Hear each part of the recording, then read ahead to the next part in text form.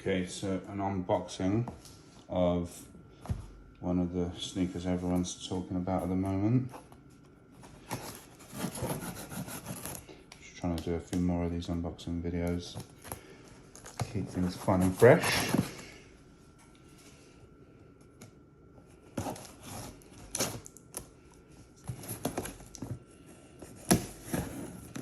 Whacking this on YouTube, so I just removed the shipping address.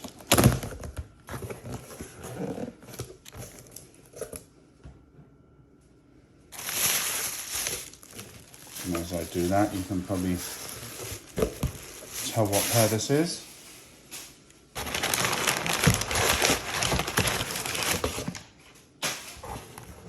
So there you've got the special edition box.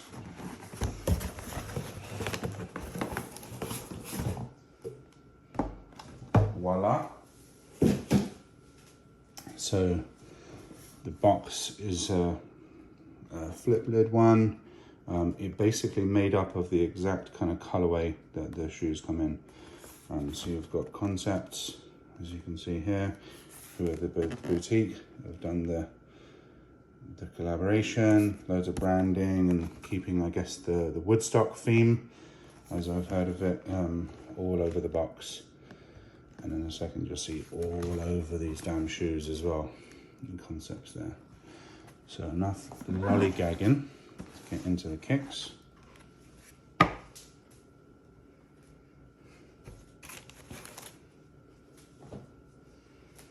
Okay, so first off, special edition paper.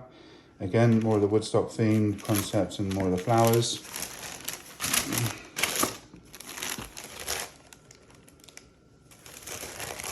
And there are the kicks in all their glory. So straight off the bat, just going through some of the details. Just gonna close the box back up.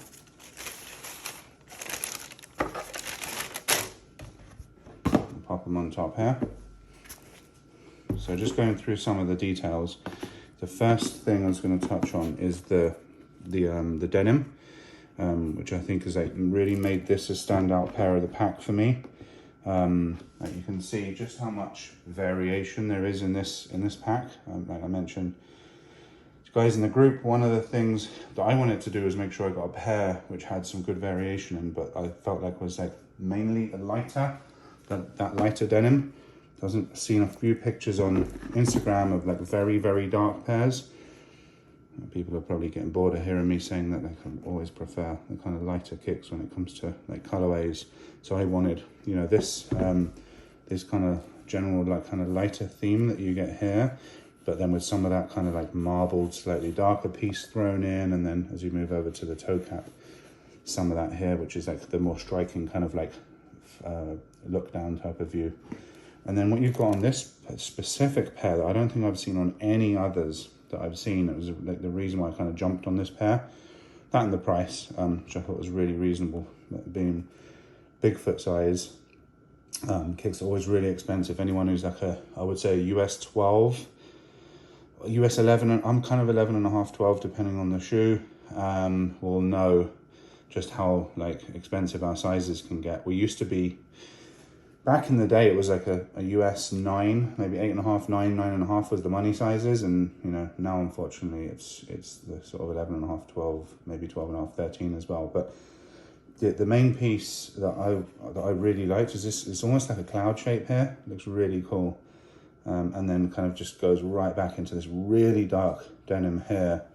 I just really thought it was a good contrast. So yeah, just working through the shoes from kind of start to finish. There's the guitar pick, as I said, it's a Woodstock themed pack. So they've put like these guitar pick looking pieces on here, which people have been showing. And then you have this like, I guess like brown kind of suede. The lined tongue, I'm always a huge fan of on Air Max 1s. I've got a few pairs that I'm going to compare these against, a couple that do have the lined tongue and one that doesn't. So I'll kind of draw that comparison out as I get to that.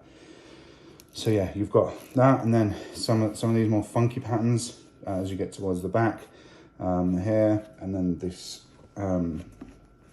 this orange one. Another thing that was very striking, specific to this pair. I just love how specific the difference is pair to pair.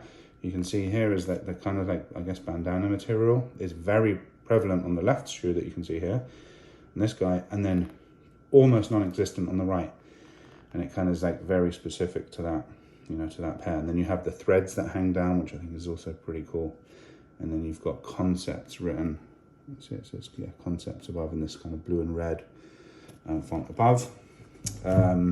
Another thing I thought was really cool is this little eyelet piece here. There's a tiny little bit of kind of sky blue corduroy, and then a little metal eyelet there.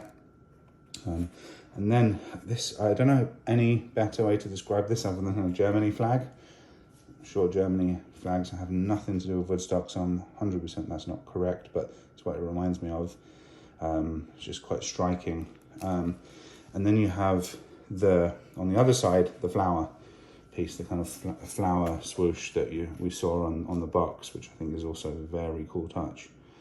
And then the final, I guess, final two pieces. Firstly, the tiger camo, which again makes this pair very kind of different. It's probably bespoke to each pair also, which I think is pretty cool.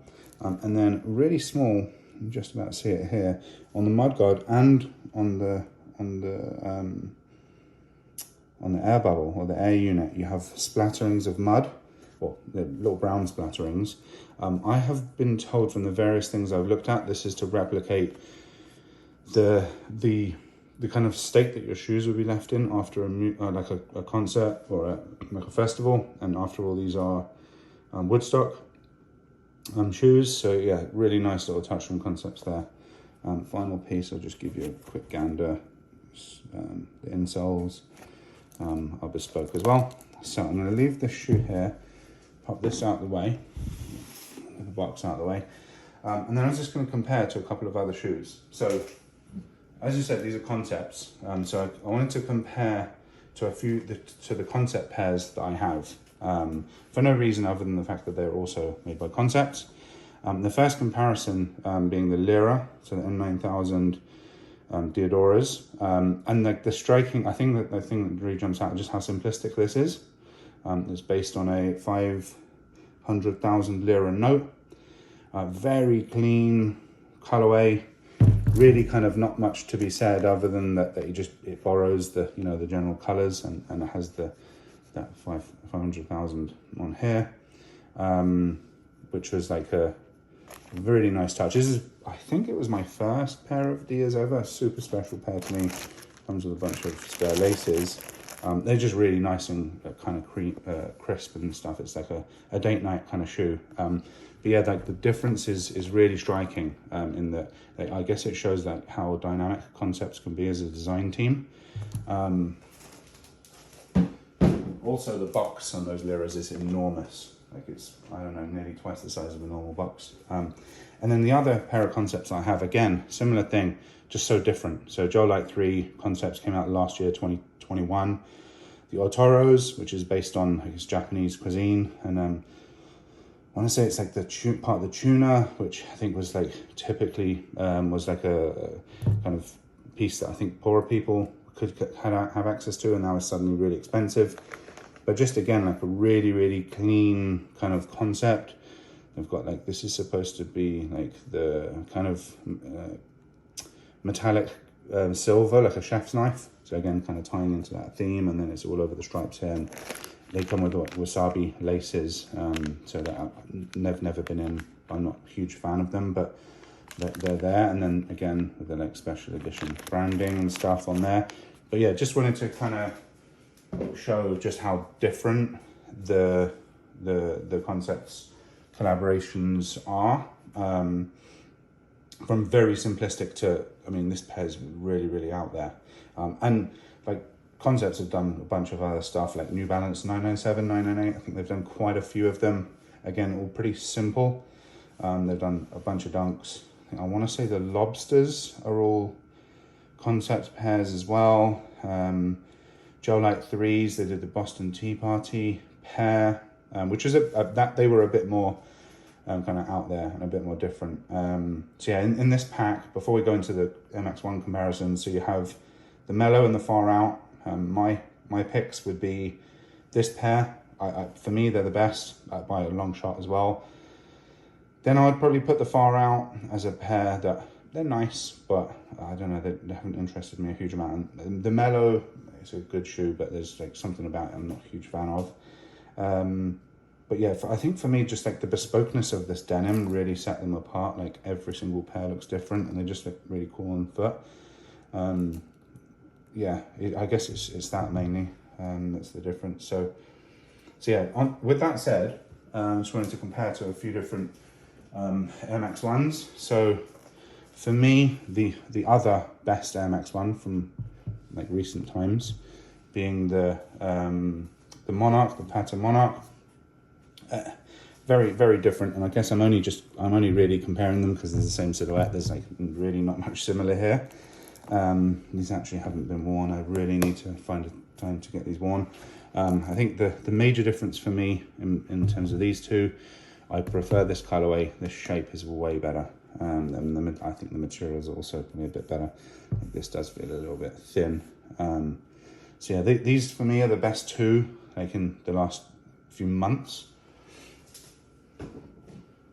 Prior to that, the Paras, which again, I think like if you go, instead of last few months, last couple of years, you're going to put on the strongest. Similar in the fact that they're both crazy colorways, and having them side by side, these actually look quite plain. The Paras next to the heavies, which says a lot. But again, like, yeah, neither have great shape, to be frank. But yeah, just again, a kind of comparison of the two, if you're like wanting to get into Air Maxes and looking at some recent ones.